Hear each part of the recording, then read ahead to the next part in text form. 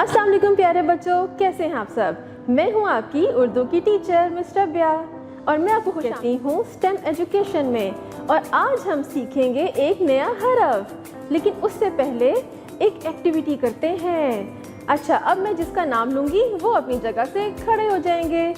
अच्छा जी, सुरैया कहाँ है? सुरैया खड़े हो जाएं, शाबाश। और अब मैं खड़ा करूँगी किसको? समीना। समीना अपनी जगह से खड़ी हो जाए, वेरी गुड। और आपके अलावा और कौन है इस क्लास में? साकिब, खड़े हो जाए अपनी जगह से, वेरी गुड, शाबाश। और आप तीनों दोस्त हैं ना, साकिब, समीना और सुरैया। अब अपनी जगह पे बैठ जाएं। अब मैं आपको बताती हूँ कि मैंने आप तीनों को खड़ा क्यों किया था। क्योंकि आप तीनों के नाम जो आवाज़ है वो है बिल्कुल एक जैसा। क्या है आवाज़? क्या है? शाबाश। साकिब भी से शुरू होता है, सुरैया भी से शुरू होता है और समीना भी, शाबाश। तो इसका मतलब हुआ कि आज हमारा जो नया हरफ है वो किससे है और किससे शुरू होता है? ये देखें, से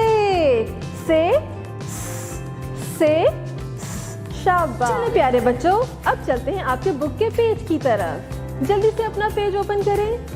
वाओ, आपका तो ये पेज बहुत कलरफुल, बड़ा रंग बिरंगा सा है। अच्छा, अब मुझे बताएं कि ये किसकी तस्वीर है? कौन बताएगा? ये एक लड़की की तस्वीर है और उसका नाम क्या है? समीना। समीना, अभी मैंने आपको खड़ा किया था ना, तो आपके नाम जैसी ही ये एक लड़की है और इसका नाम है समीना, शाबाश।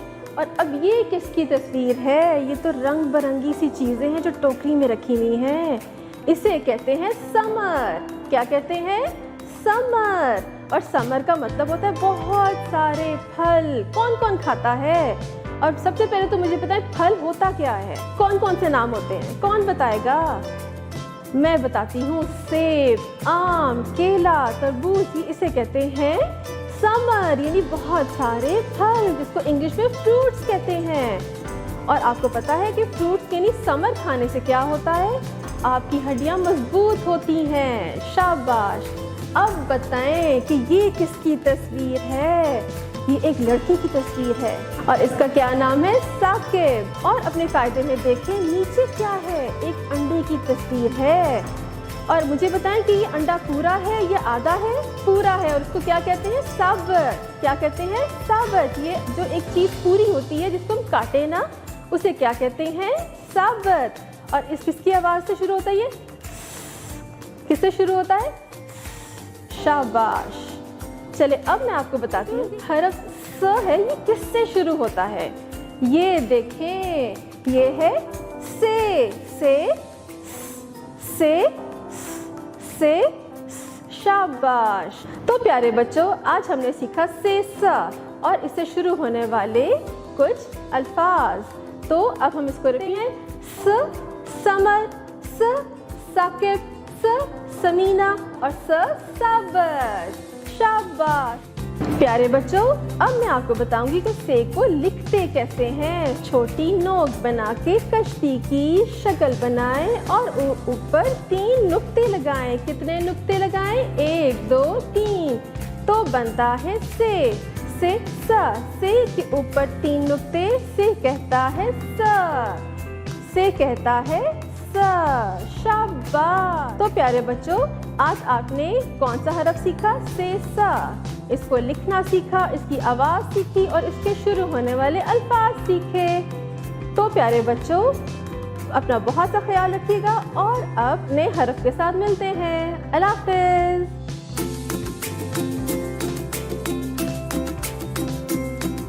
डियर टीचर्स, जैसा कि आपको पता है कि स्टेम एजुकेशन का मकसद है बच्चों की ब्रेनस्टॉर्मिंग के साथ साथ हैंड्स ऑन एक्टिविटीज़ करवाना। आज हमने जैसे सीखा से हरफ से सा, तो उससे के अकॉर्डिंगली आपने बच्चों को एक्टिविटीज़ करना। सबसे पहले हम बात करते हैं कि बच्चों को आपने समर की एक्टिविटीज़ करवानी, यानी मुख्तलिफ फलों के नाम याद करवाएं। और अगर बच्चों को नए फलों के नाम नहीं आते तो आप नए नए फलों के नाम मुतारिफ करवाएं। इसके अलावा आपने अपने सराउंडिंग में जितने भी रियल ऑब्जेक्ट्स हैं से सा से शुरू होने वाले, वो बच्चों को आपने याद करवाने हैं और बच्चे उसको भी रिपीट भी करें। इसके अलावा प्ले डो की मदद से साकिब, यानी साकिब का मतलब है एक चमकदार चीज़, आप सितारा बनवा सकते हैं। प्ले डो की मदद से सितारा बनवाएं। फिर आता है प्री राइटिंग स्किल्स, कि बच्चों को आपने लिखना कैसे सिखाना है। आप डायरेक्ट कभी भी बच्चों को पेंसिल ना पकड़वाएं, बच्चों को पहले एयर में यानी हवा में लिखना सिखाएं, प्रॉपर उसकी फॉर्मेशन करवाएं। फिर बच्चों को सैंड ट्रे, यानी जो सैंड होती है ट्रे में, प्रॉपरली बच्चों को 2 फिंगर्स से आपने लिखना सिखाना है। और इसके अलावा जब प्रॉपर फॉर्मेशन आ जाएगी, फिर बच्चों को मश्क करवानी है आपने कॉपी पर पेंसिल पकड़।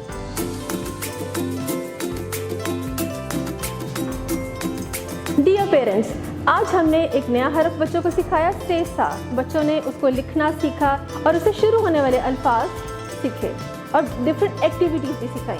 तो डियर पेरेंट्स, जब बच्चा घर आए तो आप उसकी प्रॉपर डायरी चेक करें, साइन करें और उसके अलावा बच्चों की टीचर्स के साथ आपका कांटेक्ट बहुत ज़रूरी है।